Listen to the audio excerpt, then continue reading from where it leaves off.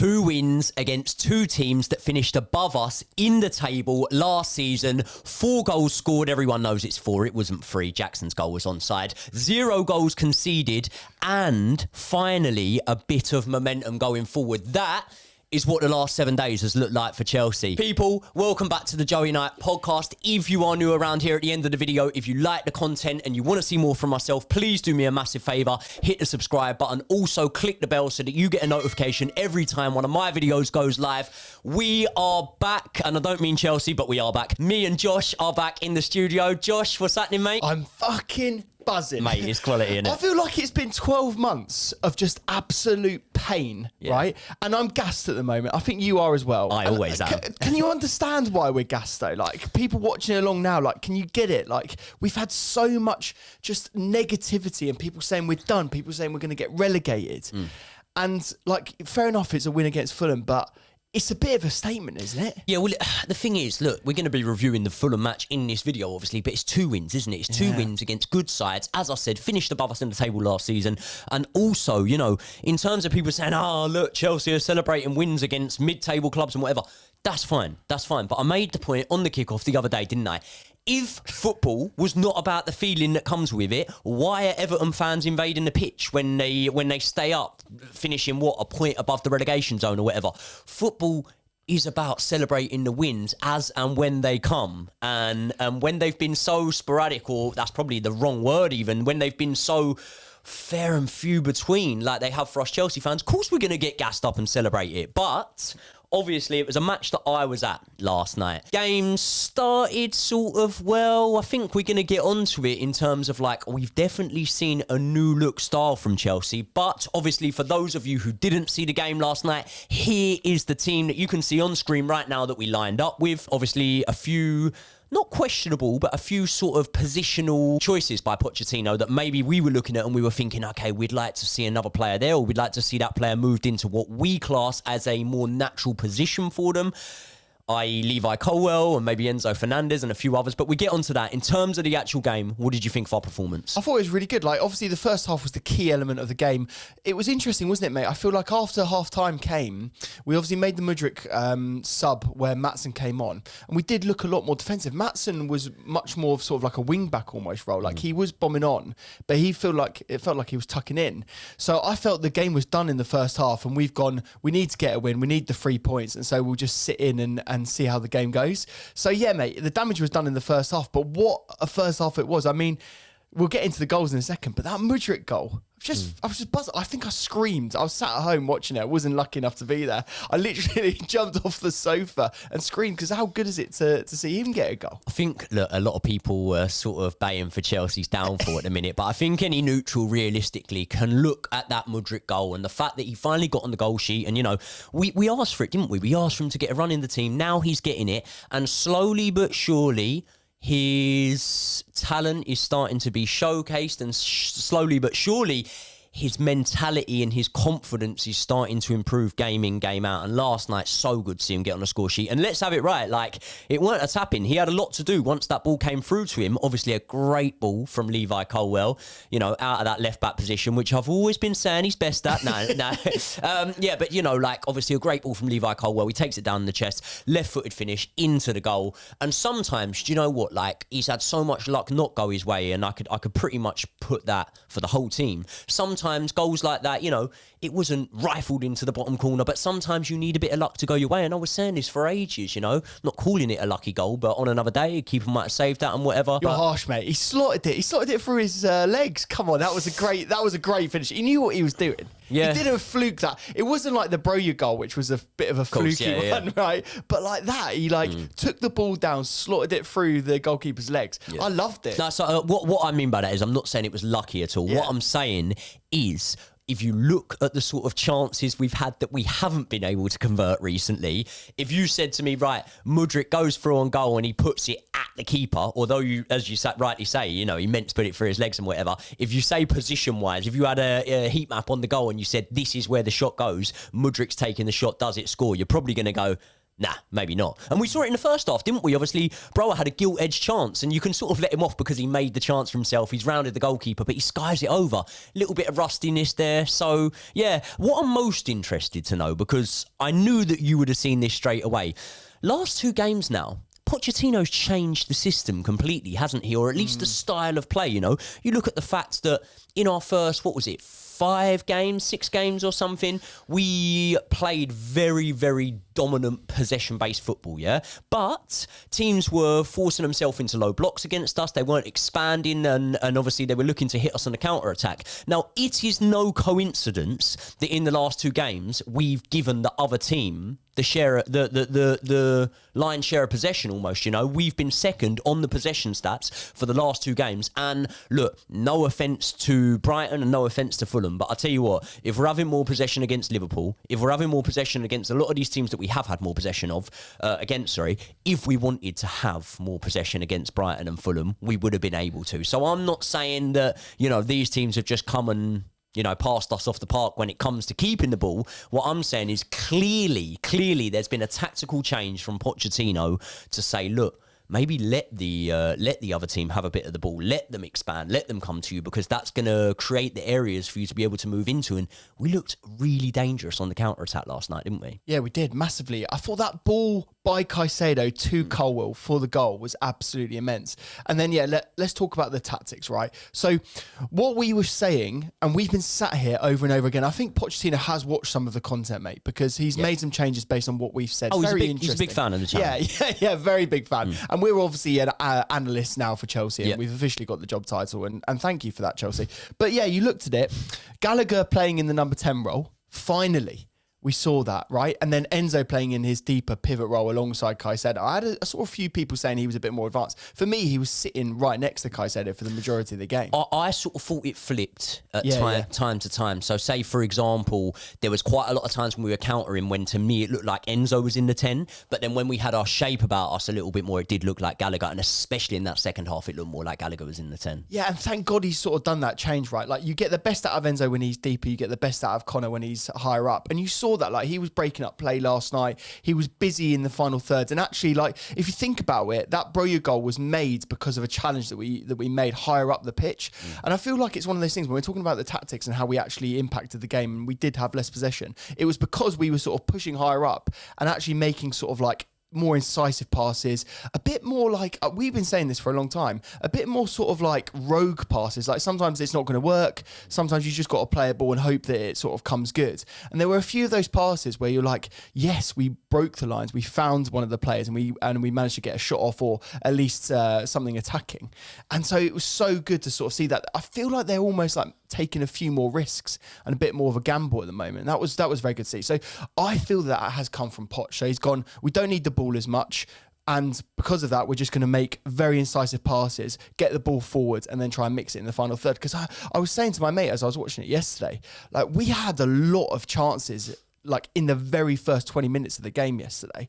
And we just didn't, as you say, slot them home. And it's just like, that worried me when I was first watching it because it was like, are we going to have another one of those games where it's just another 0-0 and we miss all of these chances? It had 0-0 written all over it before a ball was kicked, didn't it? Two teams struggling to score a little bit. But yeah, like the way we came out and the way we've played in these last 2 matches fills me with so much optimism. And when we were speaking about the way we've changed our system, to use a little boxing analogy here, right? It's very hard to look good against a journeyman. And I am not by any means calling Fulham and Brighton journeyman teams, but against the journeyman boxer, very hard to look good because what they're doing is they're in there to survive and hit you on the counter every now and again. Very hard to look good against them because they won't open up on you. And for you to look good against them, you need them to open up on you so that you can counter them and you can hit them with punches while they're throwing punches, yeah? So almost going blow to blow with teams. And what we found so far is a lot of teams have played us, barring Liverpool, maybe in that sort of journeyman mentality. I know West Ham definitely did and looked to catch us on the counter. Nottingham Forest definitely did, and other teams have done it and maybe failed to do so, like Bournemouth, but they took a good point off us. And now we're seeing that where we are gifting the team a little bit more possession, a little bit more freedom to go and play their game, we're exploiting those spaces. Lovely. But it's not just about the instructions from Poch to do it, it's also the personnel we got on the pitch. Because we look at last night, for example, this is the funny thing with it. I've made the analogy a few times, or the comparison almost, where I've spoke about Antonio Conte. And Antonio Conte had the courage to go against what he had started off with systematically early on in the season. He flipped it after the Arsenal game, and we all know the rest was history. We went on to win that league title.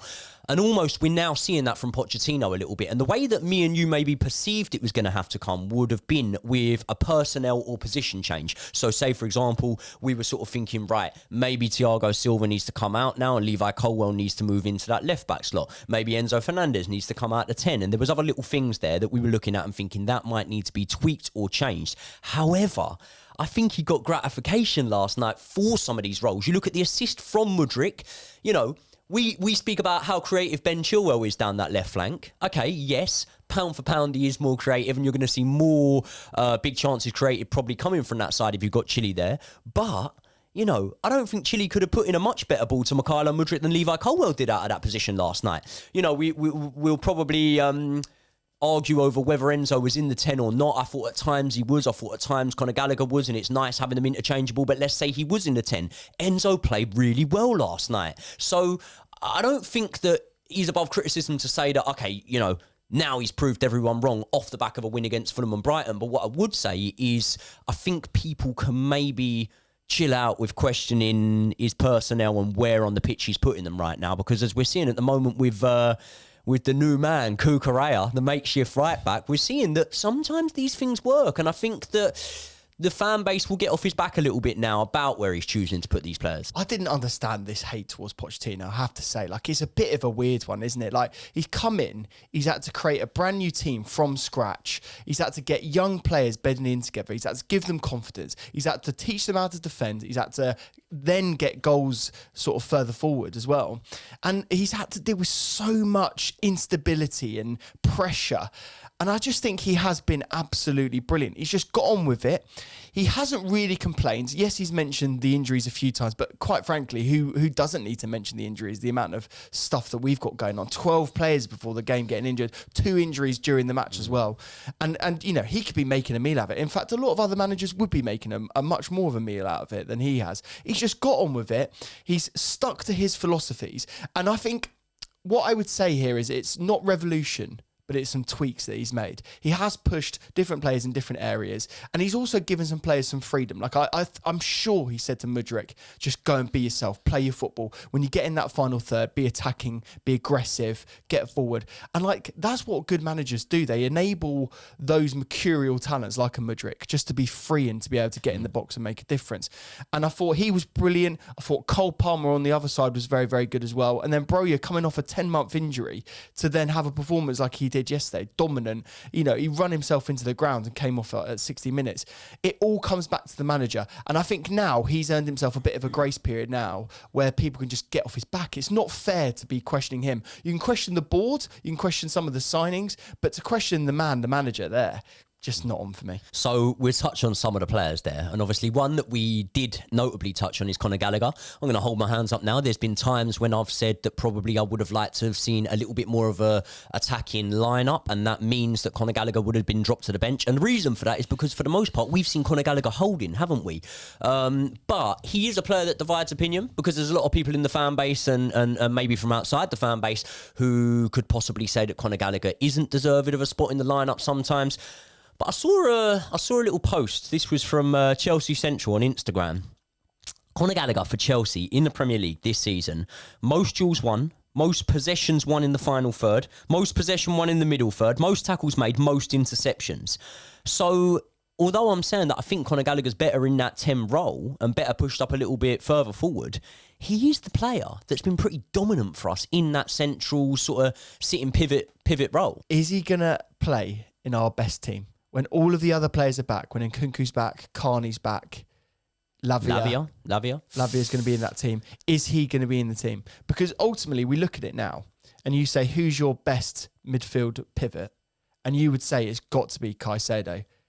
And it's got to be Enzo. So this is what's mental now. We're going to be having to drop this guy. And actually, like, this is what I get slightly worried about now is I think that's another reason why they're going to offload him, you know. I feel like he could be sold. The contract situation still hasn't happened. He's playing very well. His value will be increased. And so I have a really, like, worrying feeling now that I feel that this is sort of like writing on the wall and he will be gone, which is a shame because, as you say, and the stats don't lie there, he's been absolutely immense. But I just don't think he's the top 2 in terms of like the number 10 role, and I don't think he's going to be in the top 2 in terms of the pivot either. Ugo Chukwu comes on last night, was absolutely brilliant, and is more of a defensive player. So again, it's going to be, and we're not even talking, as we say, Lavia's still injured, you know. So it's we're in the midfield area, we are stacked. We don't need to be making any more reinforcements there. We got, you know, Cassidy still to come back next year, like, you know, Santos to be still in and around there as well. So I mean, we very much need to avoid any movement in the transfer window. And yeah, maybe some of these boys are going to have to be moved. It's a hard one with Gallagher because I think that so far Pochettino has very much put his flag in the ground and said, Gallagher's my man. Do you know what I mean? He's played every sort of minute available to him. He's made him the captain. I know that Ben Chilwell was vice captain, but I can guarantee you, even when Ben Chilwell comes back in, he won't take that captain's armband. It will be Gallagher. And you said, does he make it into our best team? That's subjective. That's whether I believe he does and you believe he does, and we compare him to other personnel. But I tell you who will put him in our best 11. And that is Mauricio Pochettino. And that's guaranteed. I can guarantee that when players come back, Mauricio Pochettino will put him there. And the worrying thing, more so for me, is I look at a man who was almost unlucky to not get the man of the match last night, Cole Palmer. He is pure class. We speak about when players come back. He could be the one that, unfortunately... Oh, dear. Bless you, mate. He could be the one...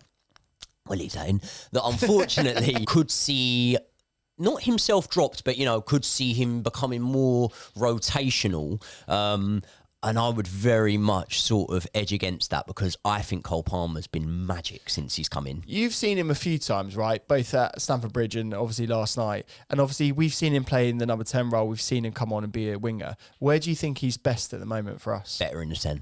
Really? Better in the 10. 100% better in the 10. Like last night, he didn't put a foot wrong, done really well. Mate, he the ball's glued to his foot. Like, he gave away possession once last night, but it's like, I was saying this about when we were saying his pass success rate, right? I think in the Brighton game, he attempted 25 passes, 23 of them were successful. And what I was saying is it's so impressive because he's not Thiago Silva passing to Disasi and passing to Colwell. Or passing to Caicedo and Enzo. He is passing to the forward line. So they're way more creative passes. They're risk-taking passes, which is obviously something that us as the fans really, really want to see. We don't really care if we give up possession, if we go for it, go for the jugular and try and create a big chance. So he's a player that I just rate so highly. And when I look at our best lineup, I could honestly see him in that 10 role. I think there's a real chance, and it's horrible to say this because Brower scored last night, obviously Jackson getting on the score sheet, but I do think there's a real chance that we actually see both of them boys on the bench and we see Nkunku in the 9. Maybe because of his height and size, you know, Poch might opt for a bit more physicality, but there is that chance there. But Cole Palmer's got to be in there. Who else impressed you last night? The one for me that I want to call out more than anyone is Caicedo. Like, for me, in my video that I did last night, I said that he was my man of the match. And the reason why I thought it was because he just didn't put a foot wrong, did he? Like, the way that he was breaking up play, he did those slide tackles that he's so famous for, and he won it every time. He didn't put a pass wrong. I don't remember him making a real error. And then also, as I've said, that pass before the Colwell assist is, you watch that back and you're just like, that is inspired. He loops it over the top. It slides off the turf. It's in the exact pace that Cole needs it. And then, yeah, fair enough, Cole does an unbelievable assist and we get that first goal. But Caicedo completely made that. And it was incisive and forwards. And we haven't really seen like a DM before Caicedo in recent times making those sort of like incisive forward balls. And so it was great. And so I feel he really needs a lot of credit. The other one that I think we need to give credit, and we really do need to give credit to this guy because we've been saying he needs to get out of the club, is Cucurella. Yeah. Playing in a position that isn't his own on the right-hand side. And again, like, dominant, was very solid, didn't really venture forward too much, which I think was an instruction from Pochettino, and fair enough. But again, he just did the simple things brilliantly. He shepherded the ball out of play when it needed to.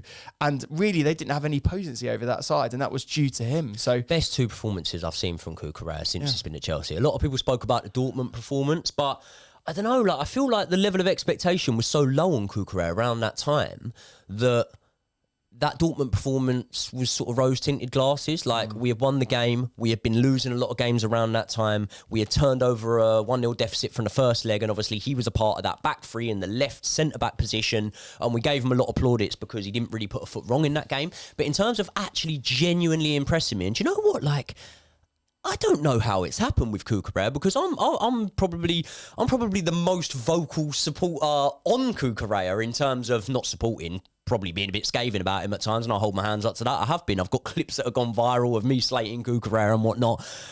But I've got to hold my hands up and say, I don't think I was wrong. I don't think I was wrong on last season's performance. Like, I think he really struggled. But I think maybe I was harsh. And I think maybe now, whereas I was disregarding the ability to be, you know, a really important player for us, I've got to hold my hands up and say I was wrong there. Because I do genuinely think, and I don't know about yourself, but for me, when Reece comes back, the right back spot's his, of course. But it's a real hard decision now when Malo Gusto comes back, isn't there? In terms of the right back position, in terms of who starts. I love Malo Gusto. I think he's been absolutely immense. And quite frankly, Reece is going to be injury prone for the rest of his career now. I just can't see him ever coming back and playing every single game, you know, so they're going to rotate. And yeah, look, this is what I love. And we've been talking about it earlier on about all over the pitch now. Like, you're saying, how are we going to fit Gallagher into the team? How are we going to fit Malo Gusto into the team? Because Reece James is the captain, is probably our best player, technically. Can I tell you something else as well? Sorry to talk over you here, but one more thing that just come into my head there as well. If Cucurella was to go now, I'll tell you what, if he keeps like this little run in the team and playing well and whatever, I do think that we're not going to get the money we paid for him, but we're going to be able to recoup a significant amount more than we would have been able to maybe 2-3 months ago. I'm looking into my crystal ball, mate. He's not leaving. You don't think? 100% no. Do you know the one that's going? Maatsen. Maatsen will be gone in January. Like, you've seen it. And a lot of people were talking about this last night. You know, he hasn't brought Maatsen in a left-back role once. He hasn't brought him on once. So to say that Poch doesn't fancy him as a left-back is just an obvious take at this point. And so you're looking at it and you're going, there's not really that much interest from Cucurella. Yeah, we've heard some rumours, but are people going to pay the money? We're already invested heavily in him. He isn't that old. So it's not like we're going to be offloading a real, you know, old player that we need to get rid of because he's past his prime. He's a young player, and I could just see the, you know, the financial element of it. Maatsen isn't signing this contract, which is concerning as well. Like, there's been a contract on the table for a while. There's negotiations going on. So, mate, I'm telling you now, the two left backs at the start of next season will be Chilwell and Cucurella. Have we now turned a corner? 2 wins on the bounce, you know, as I say, both against good opponents. I rate Brighton highly. I think they would have liked to have won that match in the Cup. I rate Fulham. I think they're obviously lacking a bit of firepower up front. I don't think Ruben Neves is going to be the man that does it for him. No, it's not Ruben Neves, is it? It's Jimenez. Yeah, Jimenez. I'm leaving it in. I don't think he's going to be the man that does it for him this season. They're lacking firepower up front, so I don't want to get too gassed up over 2 wins. But at the same time, I do genuinely think we have turned a corner now. We've started to put good performances and good numbers into wins. And now we look at the next match coming up, Burnley, which we're about to preview, and that'll be out later this week. Obviously, we're looking at that and we're thinking, okay, we've had 2 good wins, 2 good performances. Now we might have a performance where we go and put a few goals past the team and really push on. So have we turned a corner? I think we have. Look, we're getting clean sheets. We're getting consecutive clean sheets, which is really, really important. And we need to give credit to the defence, right? Disasi, another player that goes completely under the radar, been brilliant. Thiago Silva, people saying he's absolutely spent and past it, was immense. Sanchez making saves, you know, point blank range last night. They've been brilliant. So look, we're not conceding goals and we're scoring multiple goals. And as you say, look, Brighton should have been at least 2 with the goals that we got chalked off. Hit the post last night. It was a joke. Yeah, we hit that. Yeah, there were so many of them. So look, we're getting multiple chances. This is all we need to do. Score more goals and concede less. And we're on that trajectory now. So look, I think maybe we are getting a little bit too excited, but I'm embracing it because, like I say at the start of the video, we and you and I have experienced this more than anyone. We've had so much pain and anguish in the last 12 months that, quite frankly, I don't give a shit what anyone else says from other fan bases. And look, I don't get this whole thing, don't celebrate wins. I'm going to celebrate every single win. I'm going to celebrate if we beat Burnley as much as if we beat Man City. I don't care. Wins are wins. So we're just going to enjoy it. Look, I'll this celebrate is what football's winning all a throw-in about. over the last season or so.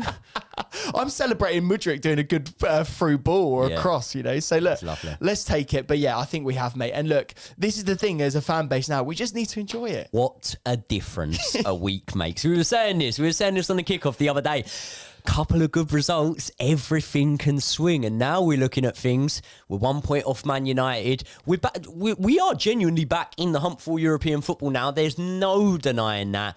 So it's on to bigger and better things. And we're going to go into this little really hard run of fixtures, albeit, you know, it will be tough and there will be hard games in there. I truly believe we're going to go into it off the back of 3 wins. Obviously, the next match against Burnley, keep your eyes peeled. We'll be dropping our preview with myself and Josh on the channel later on this week. Soon as this video goes live today, I will be in the comments. I'll be reading all your comments and I'll try and get back to as many of you as I possibly can. So let me know your thoughts. Were you at the game last night? Let me know what you thought of last night. Let me know what you thought of Pochettino's tactics. And also, let me know how you think that this game against Burnley on Saturday is going. I will see you all in the next one.